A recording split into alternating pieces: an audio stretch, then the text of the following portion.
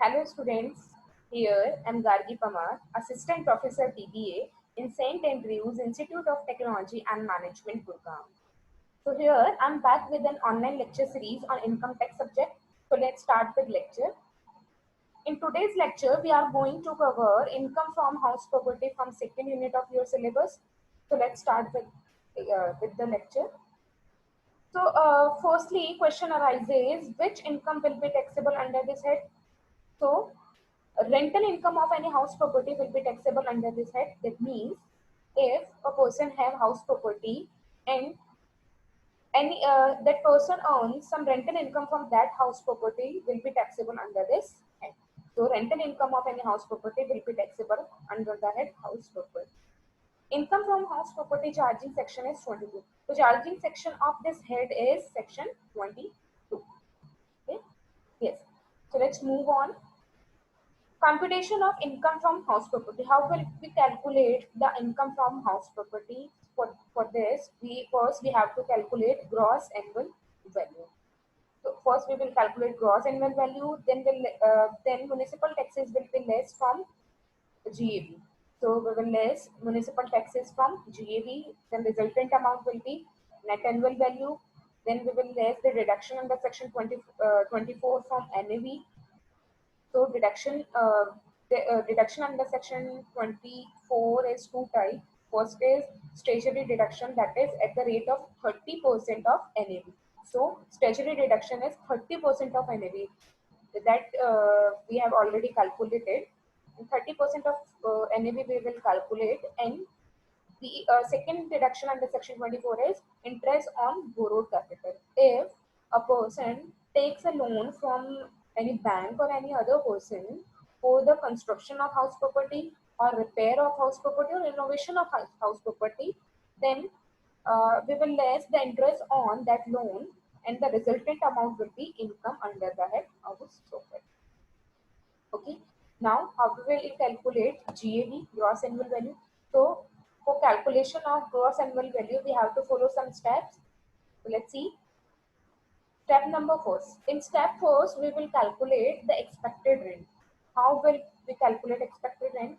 Fair rent and municipal value, whichever is higher. We will check fair rent and municipal value, and whichever is higher, we will write over here, whichever is higher.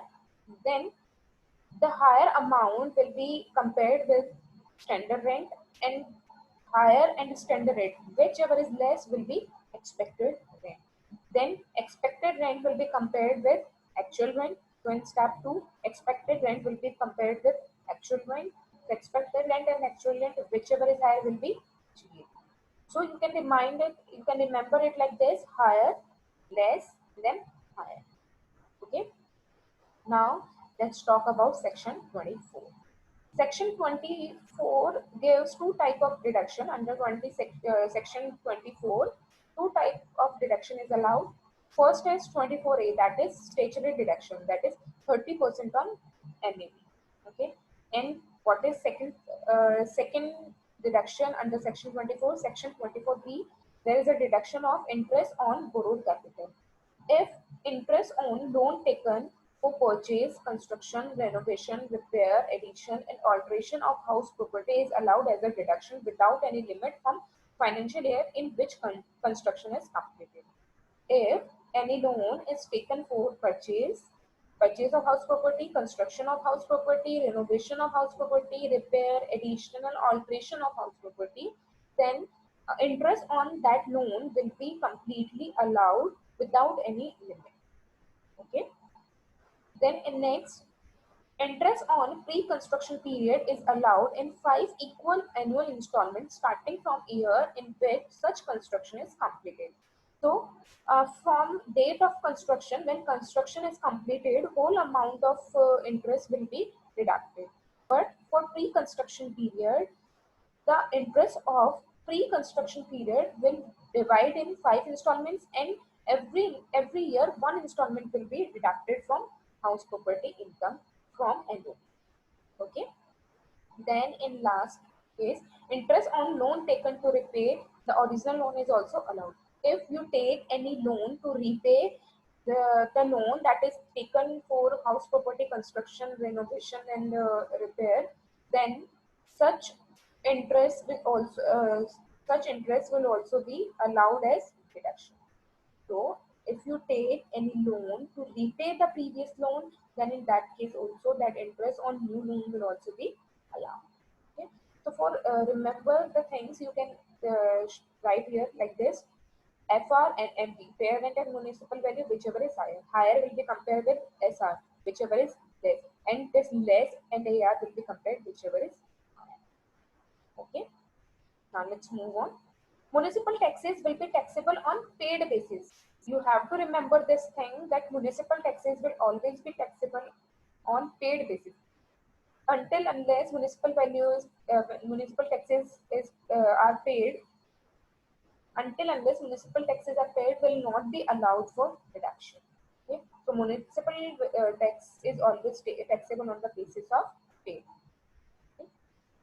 Yes. Now let's understand GAV with an example. How will we calculate GAV? Let me show you. Yes. So let's see. Yes, here is an example. See, fair rent is 10 lakh 80,000, municipal value is 8 lakh 64,000, standard rent 9 lakh 60,000, and actual rent is this. So you have now calculate GAV. So for GAV, first is fair rent and municipal value, whichever is higher. So in 10 lakh 80,000, 8 lakh 64,000, whichever is higher, 10 lakh 80,000. So from fair rent and municipal value, whichever is higher from A or B, 10 lakh 80,000. Then higher and standard rent, whichever is less. So 10 lakh 80,000, 9 lakh 60,000, whichever is less, 9 lakh 60,000. Now this 9 lakh 60,000 will be compared with actual rent. So actual rent is 12 lakhs. So whichever is higher, 12 lakhs. So GAV for this question is 12 lakhs. Okay. So like this we will calculate the GAV. Okay. Yes. Now let's see an example to calculate income from house property.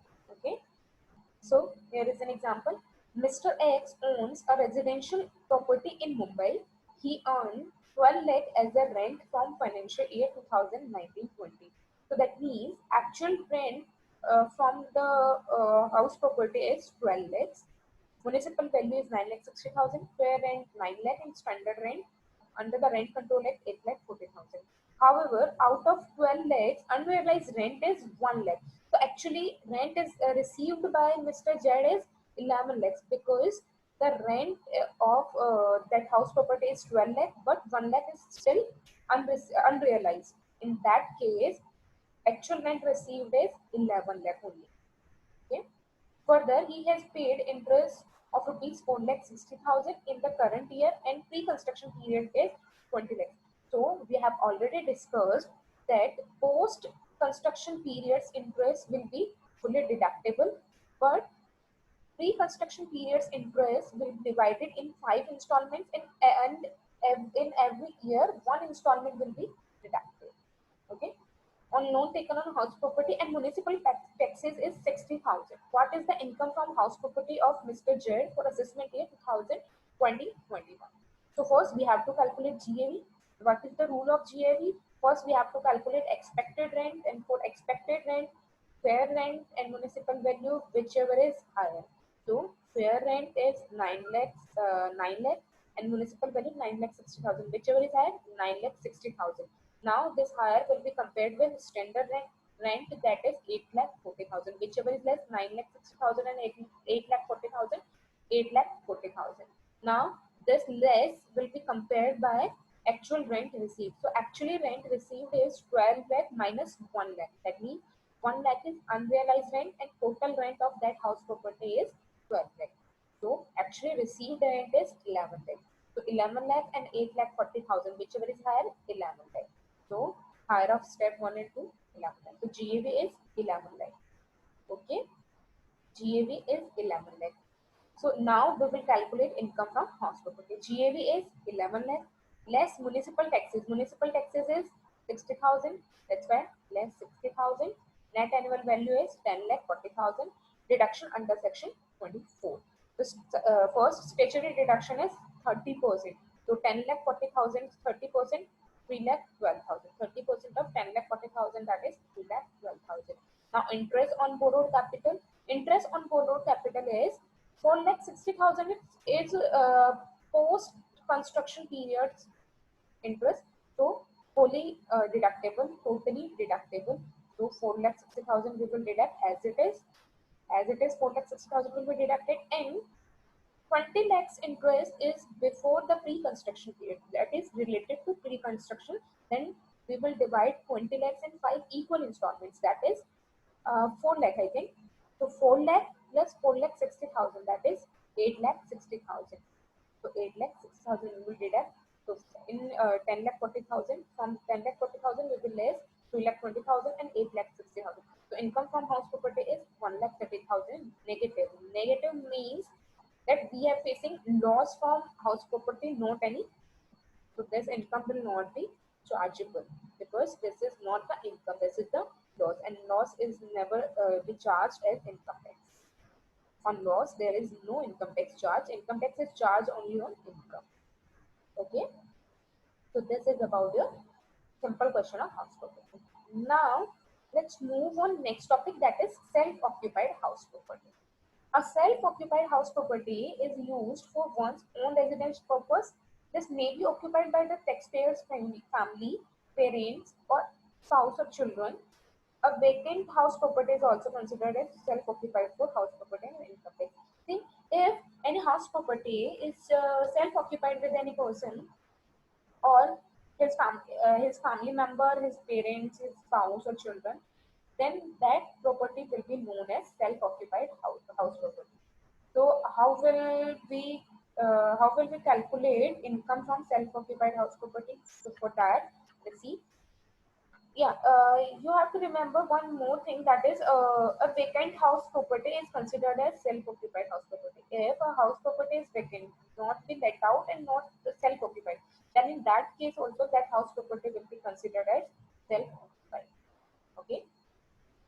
See here, if more than one self-occupied occupied house property is owned by the taxpayer, only one is considered as and treated as self-occupied house property, and remaining are assumed to be let out. If there is two house property and the person is saying that both are the self-occupied, then income tax will consider one self-occupied house property and one let out house property. Okay, so let's move on. Deduction of interest on loan in self-occupied house property. In case of self-occupied house property, income interest interest on loan deduction limit will be, SSC can claim deduction up to rupees 2 lakh on their house loan interest if the owner or his family resides in the house property. So maximum limit is 2 lakhs of interest on loan. The same treatment applies when the house is vacant. If you have rented out the property, the entire home loan interest is allowed as a deduction. If the house property is rented, then in that case, whole amount of interest will be deducted. But in the case of self-occupied, maximum 2 lakh deduction will be provided. Okay. However, deduction on interest is limited to rupees 30,000 instead of 2 lakhs if both the following conditions are fulfilled. Sometimes instead of 2 lakh, 30,000 deduction is maximum deduction in following two cases. If loan is taken on or after 1st April 2019, 1919, and the purchase of construction is completed within 5 years from the end of financial year in which loan was agreed. And if construction, you have completed the construction within the 5 years in which you take the loan. Okay. So from loan taken years, you have completed within the 5 years the construction of that house property, or purchase the house property. In that case, amount of deduction will be maximum up to 30,000. Okay. So you have to remember these two conditions. If SSA is reside in a house and the loan is taken before the 1st April 1999, then in that case, the reduction amount will be 2 lakh, otherwise 30,000.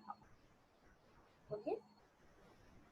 So how will we calculate the taxable income of self-occupied house property? Let's move on that slide. Just wait.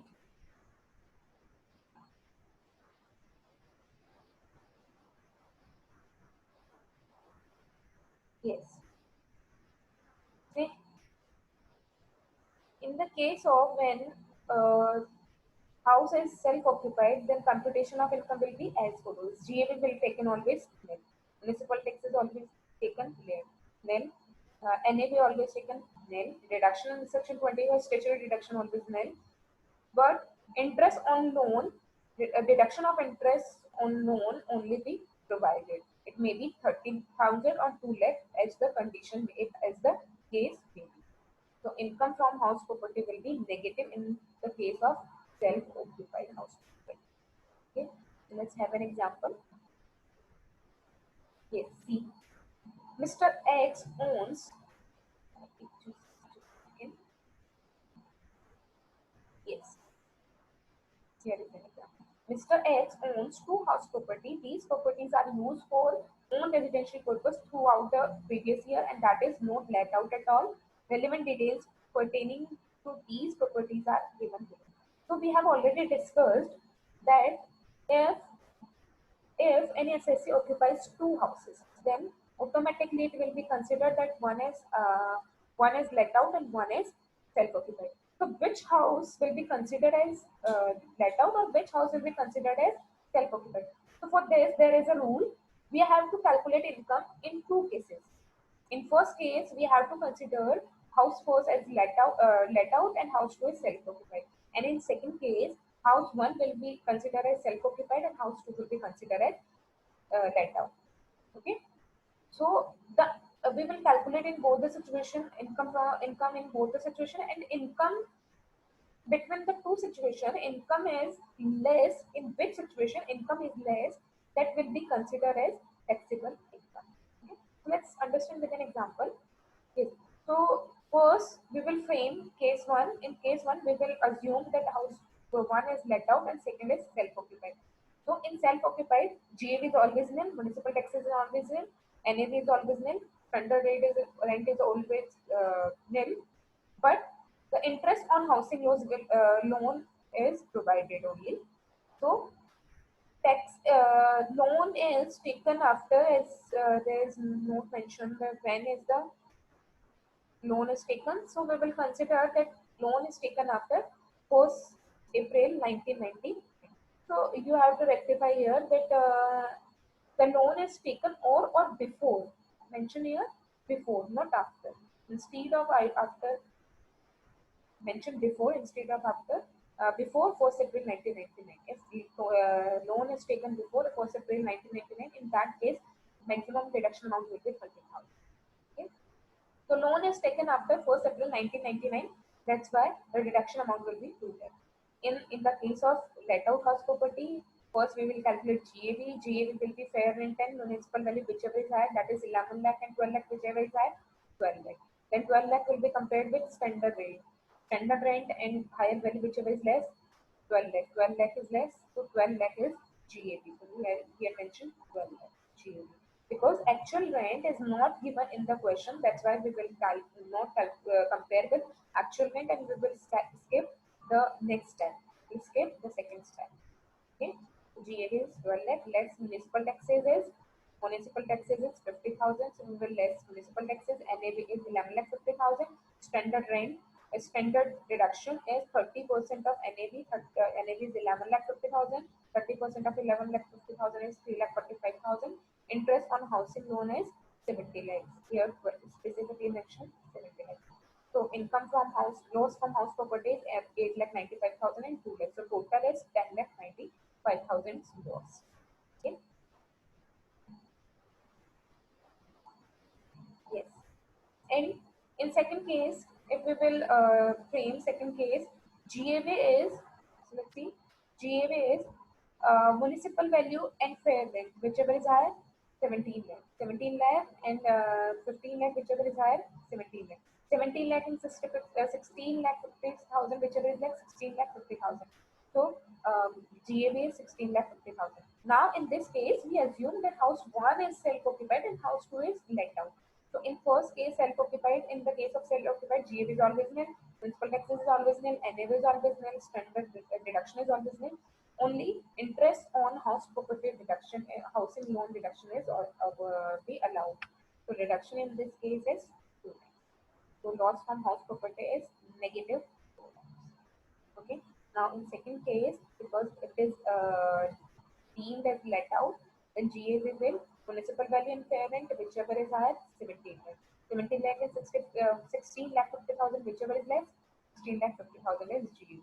Municipal taxes is 1 lakh, so less 1 lakh. NAV is 15 lakh 50,000. Standard rate, standard deduction 30% on NAV. The NAV 15 lakh 50,000, 30% of that is 4 lakh 65,000. Interest on housing loan, interest on housing loan here clearly mentioned 12 lakhs. So less 12 lakhs, so negative 1 lakh 15,000. So total loss is 3 lakh 15,000. So it is beneficial to Mr. X to show house 1 is deemed to be let out and house 2 is self-occupied because loss is greater in this case. So when your loss is higher, then you have to pay less income tax, okay, on your overall income. So it is beneficial to Mr. X to consider house 1 as a deemed to be let out and house 2 is self-occupied. Okay, so this is all about your house property income. So in next lecture, we will start our next topic, that is income from business and profession. So that's it for today's lecture. Thank you guys.